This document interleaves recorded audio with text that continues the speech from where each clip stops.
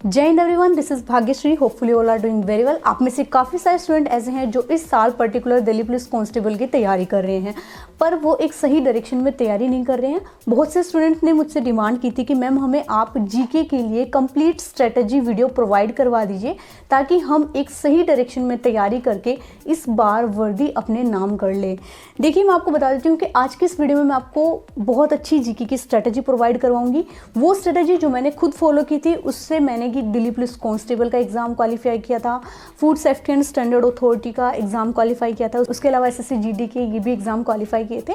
तो एक सटीक स्ट्रेटजी जो हर एग्जाम में फॉलो होती है, स्पेशली दिल्ली पुलिस कांस्टेबल के लिए, जहां आप जानते हैं कि आपके जीके का वेटेज सबसे ज़्यादा यानी कि 50 नंबर का जीके का वेटेज रहने वाला है। और यही स्ट्रेटजी अपना कर मैंने जॉब के साथ साथ दिल्ली पुलिस में फाइनल सिलेक्शन लिया। मैं खुद आपको बता देती हूँ कि मेरे जीके में 50 में से 34 प्रश्न सही थे, बिल्कुल एक्यूरेट थे। सो आज की इस वीडियो में मैं आपको बताने वाली हूँ कि कैसे मैंने जॉब के साथ साथ तैयारी की थी, मैंने कितने महीने पढ़ाई की थी, मैंने क्या क्या टॉपिक पढ़ा था, क्या मैंने फॉलो किया था कि मुझे PYQ लगाना है, या एग्जाम ओरिएंटेड कंटेंट मैंने क्या पढ़ा था। So let's get started. So इस वीडियो को 3 टाइप के लोग देख रहे होंगे। सबसे पहले वो कैंडिडेट जिन्होंने थोड़ी बहुत पढ़ाई कर ली है, 10-20% अपना सिलेबस कर लिया है। दूसरे वो कैंडिडेट जो ये सोच रहे हैं कि यार मैं कब पढ़ूं, क्या पढ़ूं, मुझे क्या पढ़ना है और क्या छोड़ना है।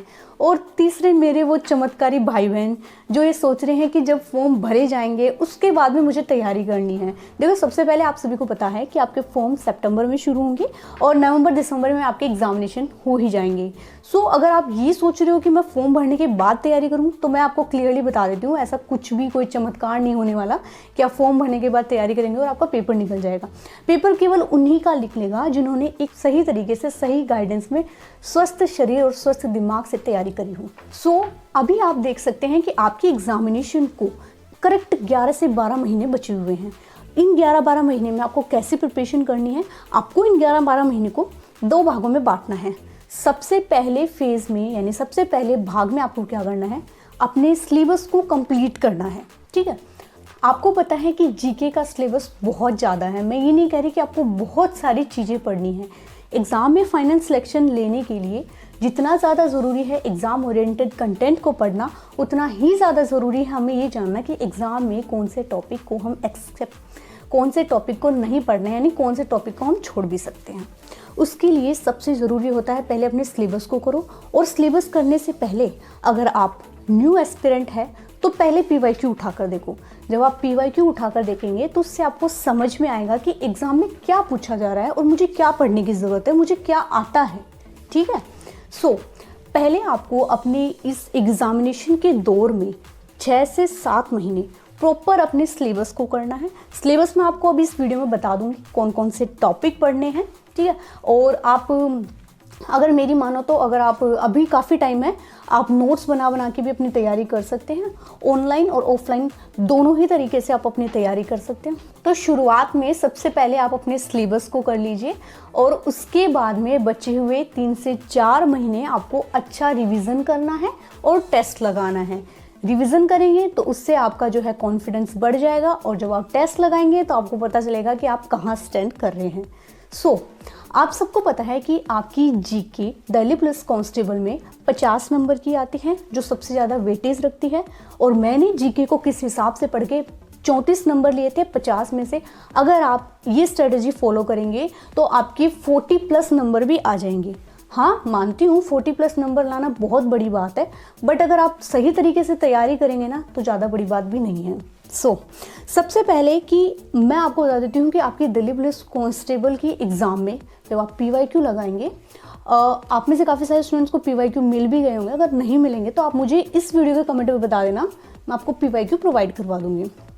ठीक है, तो अगर आप PYQ लगाएंगे तो आपको कम्प्लीटली उससे आइडिया होगा कि आपकी एग्जामिनेशन में 1/3 पोर्शन केवल और केवल स्टैटिक जीके का रहता है।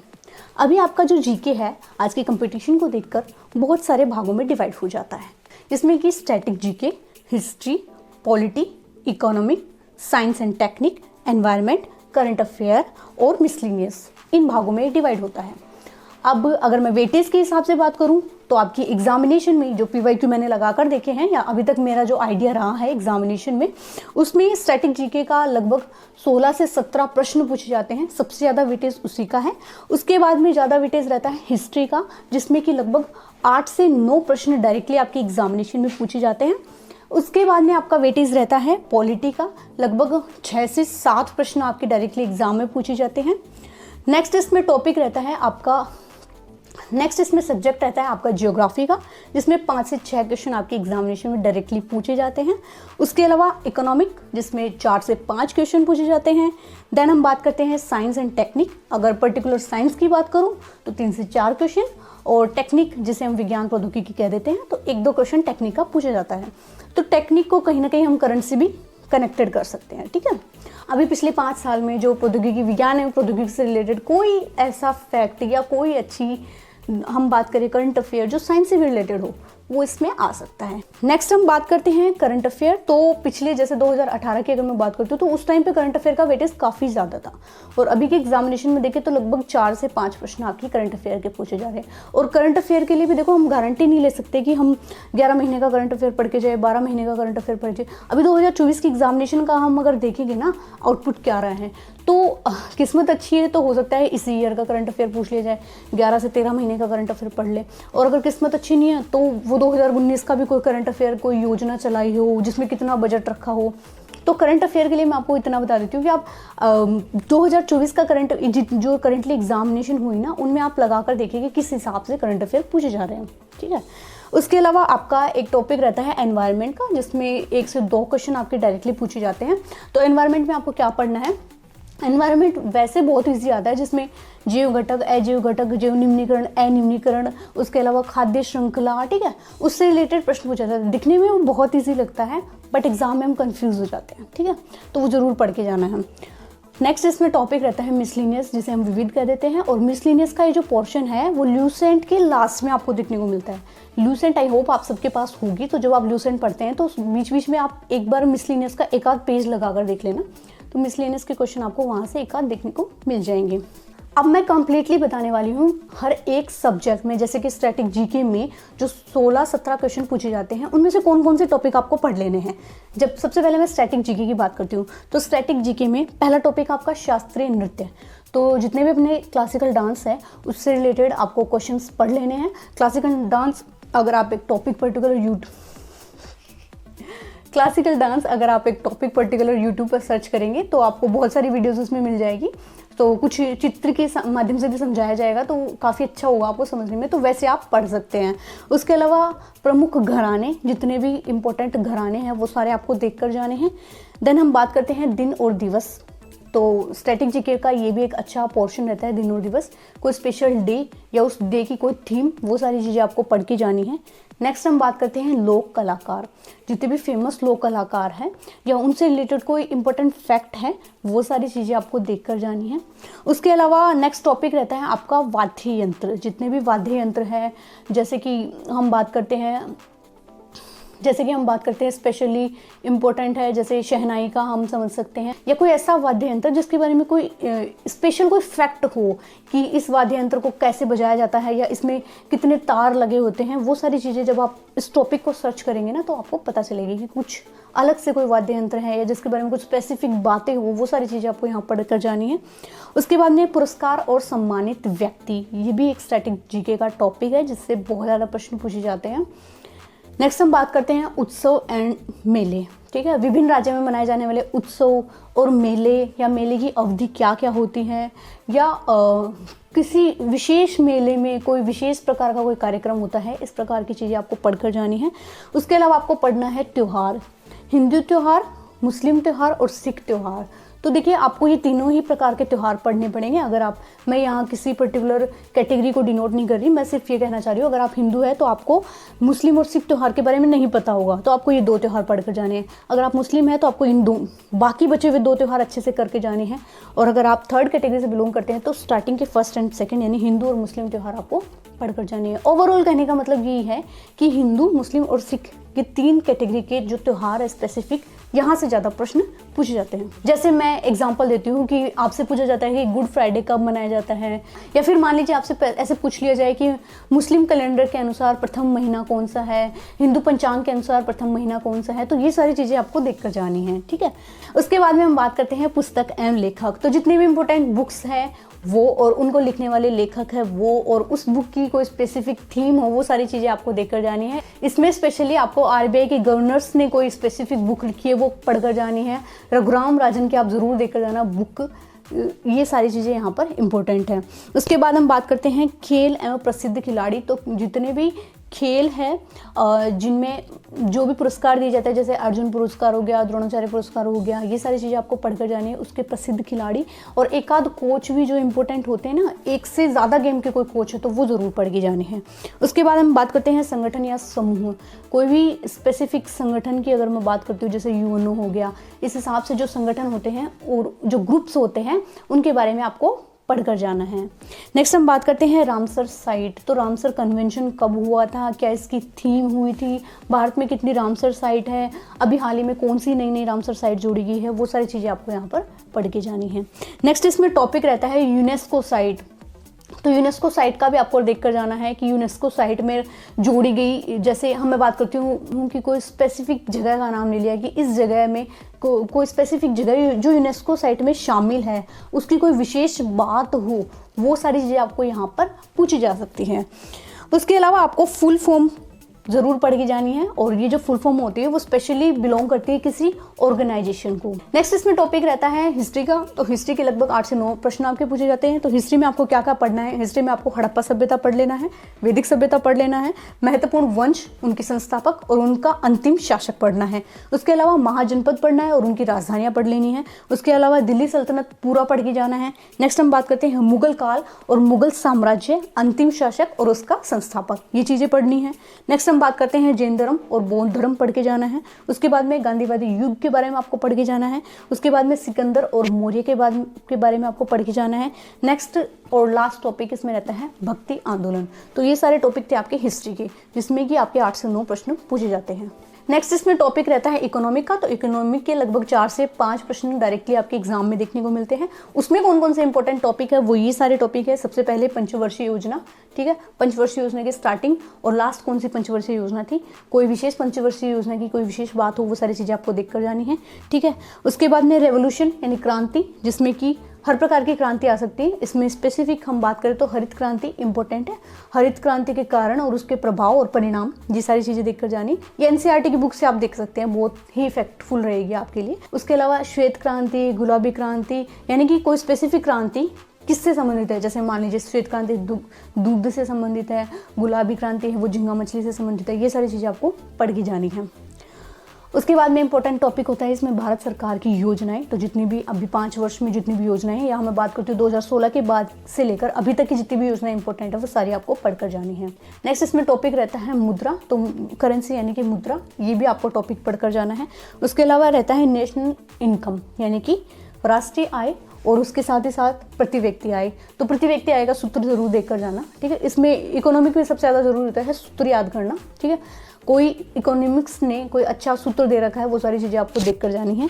नेक्स्ट इसमें आरबीआई की स्थापना, ठीक है, और आरबीआई से रिलेटेड कोई भी फैक्ट होता है। आरबीआई के गवर्नर, ठीक है, 25वें गवर्नर कौन है, 24वें गवर्नर कौन है, हाल ही की गवर्नर कौन है, ठीक है, वो सारी चीज़ें देख कर जाना है। आरबीआई के गवर्नर का कार्यकाल कितना होता है, ठीक है, और आरबीआई के गवर्नर ने कोई बुक लिखी है वो जरूर पढ़ के जाना। उसके बाद में है सेबी और बीएससी, ठीक है। नेक्स्ट हम बात करते हैं बैंक रेट पढ़कर जाना है, जिसमें रेपो रेट और रिवर्स रेपो रेट, कि रेपो रेट किसे कहते हैं और रिवर्स रेपो रेट किसे कहते हैं, इन दोनों की परिभाषा देखकर जानी है। लास्ट हम बात करते हैं फाइनेंशियल ऑर्गेनाइजेशन यानी कि वित्तीय संगठन के बारे में आपको पढ़कर जाना है। ये सारे टॉपिक थे इकोनॉमिक्स के। नेक्स्ट इसमें टॉपिक रहता है करंट अफेयर का। तो करंट अफेयर में हमें कौन कौन से टॉपिक पढ़ने हैं? सबसे पहले योजनाएं, जो मैं पहले भी कहती आ रही हूँ कि हाल फिलहाल की जो योजनाएं चलाई गई है, योजना की थीम, योजना से संबंधित राज्य, ठीक है, यानी लाभान्वित राज्य, ये सारी चीज़ें आपको पढ़कर जानी है। उसके अलावा इंपॉर्टेंट टॉपिक रहता है पद्म पुरस्कार, जितने भी पद्म पुरस्कार है, पद्मश्री, पद्म विभूषण, भूषण, ठीक है, और भारत रत्न, ये सारी चीज़ें आपको देखकर जानी है। उसके अलावा चर्चित व्यक्ति और उनका निधन, कोई व्यक्ति हो जो इन दिनों में बहुत ज़्यादा चर्चा में आया हो, या कोई ऐसा विशेष व्यक्ति हो, कोई सम्मानित व्यक्ति, ऑनर्ड व्यक्ति जिसका हाल ही में निधन हुआ हो, उससे रिलेटेड कोई फैक्ट हो, वो सारी चीज़ें आपको देख कर जानी है करंट अफेयर में। नेक्स्ट हम बात करते हैं मंत्री परिषद नियुक्ति। तो ये भी एक इम्पोर्टेंट टॉपिक हो जाता है करंट अफेयर की दृष्टि से। उसके अलावा हम बात करते हैं खेल से संबंधित। तो जैसे न्यूज़पेपर में भी हम देखते हैं कि एक पेज खेल से रिलेटेड आता है, तो अगर आप न्यूज़पेपर से भी पढ़ लेते हैं तो काफ़ी सारी चीज़ें वहाँ से कवर हो जाती हैं। करंट अफेयर के लिए स्पीडी की बुक ले सकते हैं, क्रोनोलॉजी की बुक ले सकते हैं, और प्रतियोगिता दर्पण बुक ले सकते हैं, या कोई भी बुक जो आपको ठीक लगती है उससे आप पढ़ सकते हैं। उसके अलावा टॉपिक रहता है आपका बजट। तो बजट आपको 2024 का भी देखकर जाना है, और आपकी एग्जामिनेशन तो नवंबर दिसंबर में होगी, तो 2025 का बजट भी तब तक आ जाएगा। तो ये दोनों आपको देखकर जाने हैं। नेक्स्ट इसमें सब्जेक्ट रहता है पॉलिटी। तो पॉलिटी के भी लगभग 5-6 प्रश्न पूछे आ जाते हैं आपके एग्जामिनेशन में। तो कौन कौन से टॉपिक करना है, कहाँ से आपको पॉलिटी पढ़ना है, आप पॉलिटी की कोई थ्योरी की बुक उठा लीजिए, ठीक है। मेनली आपका पॉलिटी में फोकस होना चाहिए आर्टिकल्स पे और सब आर्टिकल्स पे और संविधान संशोधन पे, ठीक है। उसके अलावा संविधान निर्माण की प्रक्रिया और उनसे इंपॉर्टेंट फैक्ट। अब टॉपिक बता देती हूँ मैं। सबसे पहले संविधान सभा, उसकी स्थापना और उसके स्रोत, एक इंपॉर्टेंट टॉपिक है। नेक्स्ट टॉपिक है संविधान निर्माण की प्रक्रिया, important fact, important dates. Next topic है प्रस्तावना। तो पूरी प्रेम्बल, वैसे अगर किसी को याद है तो बहुत बढ़िया बात है, और अगर याद नहीं है तो पूरी प्रेम्बल को आपको एक बार देख लेना है, ठीक है। जैसे तो उसमें आपको पता चलेगा कि जैसे कितनी प्रकार के न्याय का इसमें उल्लेख किया गया है, ठीक है। सामाजिक, आर्थिक, राजनीतिक न्याय, ठीक है। इस हिसाब से आपको अगर एक बार प्रस्तावना पढ़ लेंगे ना अच्छे से, 2-3 बार उसको याद करने की कोशिश करेंगे, तो काफ़ी सारी चीज़ें उससे समझ में आ जाएगी कि प्रस्तावना के लिए किस विशेष व्यक्ति ने क्या कहा था, ठीक है। कि किसी स्पेसिफिक व्यक्ति ने कहा था कि एक राजनयिक कुंडली है, किसी व्यक्ति ने कहा था कि प्रस्तावना जो है वो संविधान की कुंजी है। तो ये सारे जो फैक्ट है ना प्रस्तावना के लिए, वो सारी चीज़ें आपको याद करनी है। उसके अलावा संविधान के भाग, संविधान की अनुसूचियाँ। उसके अलावा आपको पढ़ना है NRI, PIO, OCI और CAA 2019, CAA 2019 और NRC के बारे में। थोड़ा सा इसके बारे में पढ़ लेना है आपको कि ये क्या क्या होते हैं, इनमें क्या क्या डिफरेंस है, ये सारी चीज़ें आपको देखनी है। नेक्स्ट इसमें महत्वपूर्ण अनुच्छेद, जैसा कि मैंने आपको पहले बताया, यानी कि इंपॉर्टेंट आर्टिकल, और आर्टिकल से ज़्यादा इंपॉर्टेंट हो जाते हैं सब आर्टिकल। तो स्पेसिफिक आर्टिकल जिसका सब आर्टिकल ज़्यादा इंपॉर्टेंट है, वो सारी चीज़ें आपको देख कर जानी है। नेक्स्ट इसमें महत्वपूर्ण संशोधन, संवैधानिक संशोधन जितने भी इंपॉर्टेंट हैं वो सारे आपको देख कर जाने। उसके अलावा आपका मौलिक अधिकार DPSP, next supreme court, high court, उसके अलावा प्रेसिडेंट एंड वाइस प्रेसिडेंट और उनका कार्यकाल, उसके अलावा योजना आयोग जिसका नाम चेंज होकर नीति आयोग हो गया। तो ये सारे इंपॉर्टेंट टॉपिक थे आपके पॉलिटी के। तो पॉलिटी के लिए आप वैसे तो लूसेंट भी इनफ है आपके लिए, और इसमें मेनली फोकस आपका आर्टिकल, सब आर्टिकल और संशोधन पर ही होना चाहिए, और जैसे राष्ट्रपति, उपराष्ट्रपति जो स्पेसिफिक व्यक्ति हैं इन पर होना चाहिए। लास्ट में इसमें टॉपिक रहता है ज्योग्राफी। तो ज्योग्राफी का भी अच्छा खासा वेटेज है। तो इंपॉर्टेंट टॉपिक में बता देती हूँ, ज्योग्राफी भी आप लूसेंट से कवर कर सकते हैं। उसके अलावा नोट्स बना रखे हैं, PDFs ले सकते हैं, और या फिर मैं बात करती हूँ पर्टिकुलर, आप नवीन सर की भी हेल्प ले सकते हैं, या कोई भी स्पेसिफिक टीचर जिससे आपकी समझ में आती हो वहाँ से ज्योग्राफी कर सकते हैं। सबसे पहले पर्वत, पहाड़ और चट्टानें। उसके अलावा नदियाँ और नदी तंत्र, कौन सी नदी का प्रवाह कहाँ से कहाँ तक होता है, कहाँ से उद्गम होता है, कहाँ उस लास्ट में जाकर मिलती है, कोई ऐसा स्थान जहाँ पर 2 या 2 से ज़्यादा नदियाँ मिलती है, उनके संगम को क्या कहते हैं, ये सारी चीज़ें। उसके अलावा अक्षांश और देशांतर रेखाएं, इनकी संख्याएं, ठीक है। उसके अलावा परिवहन से रिलेटेड आपको पढ़ लेना है, ट्रांसपोर्टेशन, नेशनल हाईवे के बारे में इसी में आ जाता है, ठीक है। और वाटर, जल परिवहन भी इसी में आ जाता है, ठीक है। उसके अलावा ज्वालामुखी के बारे में आपको पढ़ना है, महासागर और महाद्वीप के बारे में पढ़ना है। उसके अलावा वायुमंडल के बारे में पढ़ना है, उद्योग के बारे में पढ़ना है, मृदा के बारे में पढ़ना है, राष्ट्रीय उद्यान और बायोस्फीयर के बारे में पढ़ना है, जनगणना के बारे में पढ़ना है, ठीक है। जनगणना की स्टार्टिंग कब हुई थी, ठीक है। अभी 2011 की जनगणना आपको स्पेशली देखकर ही जानी है। उसके अलावा जलवायु के बारे में आपको पढ़ना है, जनजातियाँ और राज्य, कोई स्पेसिफिक जाति जो किसी विशेष राज्य से बिलोंग करती है, या कोई ऐसी जाति जिसके बारे में कोई इंपॉर्टेंट फैक्ट, वो सारी चीज़ें आपको पढ़कर जानी है। खनिज संसाधन जरूर देखकर जाने हैं, खनिज और एस्क जरूर देखकर जानी है, स्पेशली आपको एस्क जरूर याद कर लेना है, ठीक है। सो ये सारे टॉपिक आपको इस हिसाब से कंप्लीट करने हैं, मैंने आपको बता ही दिया। अभी बुक्स कौन सी पढ़नी है, देखो बुक्स के लिए मैं आपको बता दूँ, लूसेंट तो नॉर्मली आप सबके पास होगी ही। कोई ऐसी थ्योरी की बुक जिसमें सारे टॉपिक इंक्लूड हो वो पढ़ लीजिए। और अगर आप ऐसे चाहते हैं कि मैंने जो थ्योरी पढ़ी है उसका मैं एग्जामिन भी करूँ, तो उसके लिए आप ऑब्जेक्टिव टाइप बुक ले सकते हैं। PYQ के लिए आप किरण की हेल्प ले सकते हैं।